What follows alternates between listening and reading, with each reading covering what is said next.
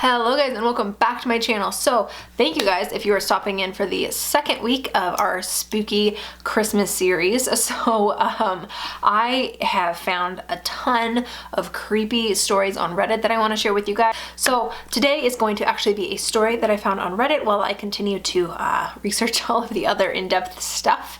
But if you do like that kind of content, please give this video a thumbs up. It lets me know what to put out during the week, and subscribe to my channel. It actually really helps. And I put out a ton of different content, but you can always just subscribe to the actual playlist if you're not into the other kind of like lifestyle stuff that I put out. But yeah, I'm gonna go ahead and get started so this video does not get too long.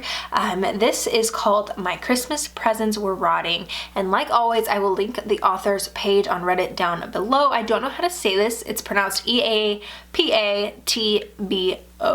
and they submitted this 4 days ago. Today's the 2nd, so this was submitted right around Thanksgiving. So I'm gonna go ahead and get started. I did all of the Christmas stuff pretty early this year. It's not even the first week of December and I already have everyone's gifts all wrapped up. I even bought the good wrapping paper, none of that dollar store paper. I'm talking about the sparkly paper that costs about $10 a tube. Yeah, it's overboard and probably a stupid thing to waste $10 on, but hey, I figured since I wasn't waiting until the last minute that I deserved to use pretty wrapping paper. My family was flying in from Chicago to stay with me through the end of November and the entire month of December. Normally, I'd want to cry thinking about spending so much time with them, but I was actually very excited about it this year. I finished up the wrapping on Sunday night. I had about 2 more things that I had just gotten and they needed to be wrapped, so I finished that and then added the last 2 presents to the pile under the tree before I went to bed. On Monday morning, I got a text from my sister saying that they weren't able to catch their flight because our dad got food poisoning, so they were going to arrive a few days later than they had anticipated. I told her it was fine. In fact, I was glad to hear that they were going to be getting here later than they thought they were because I wasn't done setting up the 2 guest rooms yet, and I really didn't want to hear my mom complain about the beds not being done correctly. So I spent Monday afternoon making sure that everything was perfect. I was finally done. I had dusted every shelf, wiped down every mirror and window, I vacuumed every rug, organized all of my books, and I even bought new shower curtains. I wasn't yet sure of the exact date that my family would be arriving, so I sent my sister a text to ask, but she didn't reply, so I assumed that by Tuesday afternoon they would get here. Tuesday morning, I was awoken by a peculiar smell coming from downstairs. I woke up and made my way down into the kitchen thinking that maybe I had forgotten to throw away a bag of old food that I had cleaned out of my fridge. But it was gone. I had taken it out the night before. So what was the smell? It was everywhere, in the kitchen, the pantry, the laundry room, the halls, and the living room. It was strongest in the living room. I also walked into the room. I gagged. It was awful and unlike anything that I had ever smelled before. I ran back into the kitchen and grabbed a clean dish towel and held it up to my face as I walked back into the living room. I was beginning to think that maybe my cat had brought a dead bird again, but the smell was so strong that it had to be one of the hugest birds in order to cause all of this. I looked behind the couches and under the coffee table for anything that could have been causing the smell, but I found nothing. And then I noticed the Christmas presents. There was a puddle of something leaking out of the presents and into the green run underneath the tree. I couldn't tell what it was, but I could see the stain in the rug, and I noticed that some of the liquid was beginning to seep out onto the wooden floors. I got closer and the smell got even stronger. I reached out and poked the present closest to me. It was sort of squishy, and the sound of wetness and paper followed after. I removed my finger. I looked around and noticed that all of the presents appeared to be leaking something.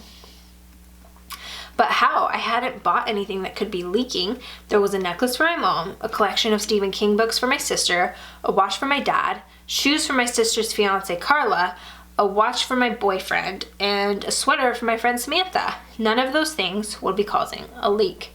I started to inspect the tree for things now. Maybe something was stuck in the branches and rotting, but again, I found nothing.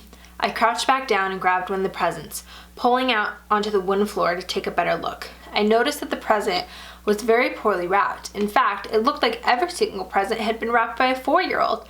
I had definitely not done this. The present had obviously been stolen and replaced with other items. But by whom and when? I had been home this entire week and I would have noticed an intruder. I carefully peeled back a bit of the wrapping paper on the present in front of me, which was a lopsided, cylinder-shaped item, and I threw up when I saw what it was. I'm at a friend's house now. The police came and sealed off my entire house to search for evidence. It had become a crime scene. Every single present contained a body part from one of my family members and Carla.